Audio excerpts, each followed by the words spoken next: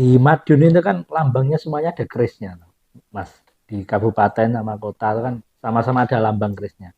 Nah, orang mengasumsikan itu adalah keris Tundung Mediun. Nah, sebenarnya keris Tundung Mediun itu keris apa? Ciri fisiknya seperti apa? Atau mungkin itu hadir di zaman tertentu?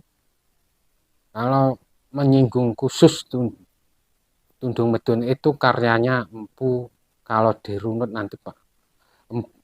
Asalnya dari Joko Supo. Jadi Joko Joko Supo. Supo, lah orang-orang Empu dulu itu kalau bikin setiap berkarya kalau pindah itu kadang pakai alias-alias lah repotnya disuruh Hmm, dari Joko Supo terus sampai terakhir dijak Pajang ke era Mataram saat jadi Mataram itu dia jadi Ginom. Ada urutannya Mas. Nah, Empu Macan, Empu Kodok, Empu Galeng, Empu Omyang itu satu orang wih, yang iya, babar Tundung Mediun. Saat di zamannya Tundung Mediun itu Pajang peralihan Mataram. Pajang hmm, akhir lah. ya, ya, Di zaman yang era bahasanya apa Mas? Mau peralihan ya kekuasaan, peralihan kerajaan gitu. kekuasaan. Nah itu Empu Humjang yang saat dipajang kena fitnah dengan Empu Cublak. Akhirnya dia keluar dari Pajang, Hmm, dia menyisir ke arah timur, akhirnya ketemu di wilayah sekitar Mudun sini di Keraton sekarang jadi Demangan itu. Demangan, Nah, Kuncen. di sekitaran Kuncen situ dialah mulai babar pusaka Hmm, dan bergelar Empu Tundung karena tundung maknanya terusir ke tundung. oh, Tundung itu terusir. Kalau nama dari Pajang Empu Galeng dia terkenal jadi Empu Galeng karena apa? Saat dipajang. Kalau bikin pusaka keris di galengan sawah. Hmm, Akhirnya masyarakat segitu sampai didengar dengan Raja Pajang akhirnya dipanggil untuk menghadap Raja Pajang, hmm, ditugasi untuk membabar sebuah pusaka. pusaka. Setelah membabar sebuah pusaka, jadi diuji cobakan ke tawanan perang, kok Ya. ngomyang. Hmm, Jadi kalau bahasa sekarang intel atau aparat atau kepolisian yang lagi menginterogasi itu udah ngomyang dulu. ya. Makanya akhirnya dia sama Raja Pajang digelari Empu Humyang karena pusakanya di saat diuji itu punya kekuatan energinya membantu orang itu Hmm, mengungkap dengan di luar kontrol mengungkapkan apa adanya. ya. Jadi makanya ngompiang ngompiang bahasa orang Ngomyang. Jawa. Di akhirnya sejak saat itu dia bergelar Empu Homyang. Oh, itu bukan nama Cina ya, bukan Bukan bukan. Homyang. Kan terdengar seperti nama-nama etnis Tionghoa. Homyang kan Hmm. malah doa untuk Hum itu berat Oh, Hindu doa Hindu ya. Oh, dari Hindu.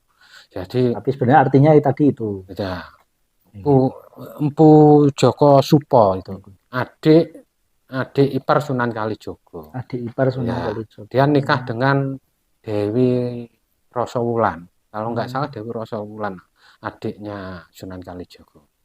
Iya. Makanya dari situ setelah dia jadi Empu Humbyang, dia bergelar Empu Tundung setelah di Madiun, dia juga tidak lama di Madiun. Oh. Tidak ada data yang pasti, yang penting semua kompak data sejarah menyebutkan hanya tidak lama setelah itu kembali ke Kudus. Hmm. Setelah munculnya peralihan, mulai berdirinya kerajaan Mataram awal, Mataram Sultan Agung, akhirnya dia kembali ke Mataram, mengabdikan ke Mataram, bergelar Empu Kinom. Karena Hmm. digelari Empu Kinom, melihat umurnya yang panjang dan awet muda. Karena Hmm. dia posisi cucu dari Empu Supo, Supo Sepuh di era Majapahit. Iya, iya, iya. Maka dia masih bergelar Ki Supo Anom. Singkatannya dipanggil enaknya Kinom. Iya. Jadi saat terakhir ya jadi Kinom itu. Setelah Hmm. itu dia udah enggak ada enggak berkayaan, memang masanya udah enggak ada. Hmm. Setelah Mataram Sultan Agung, Senopati, terus Mataram Amangkurat, Kartosuro itu pecah jadi Hamengkubuwono, Namaku. Pakubuwono. Terakhir ya Mataram Sultan Agung itu Hmm. gelarnya Kinom. Oh, terakhir di Sultan Ya, Agung. Hmm.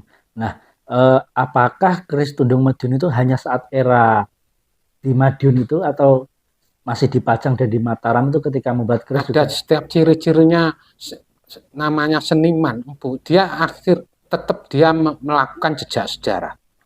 Nggih. Saat aku dipajang, aku menandakan karyaku tak rubah sedikit sebagai Hmm, pertanda bertanda. saya bikin keris di daerah ini.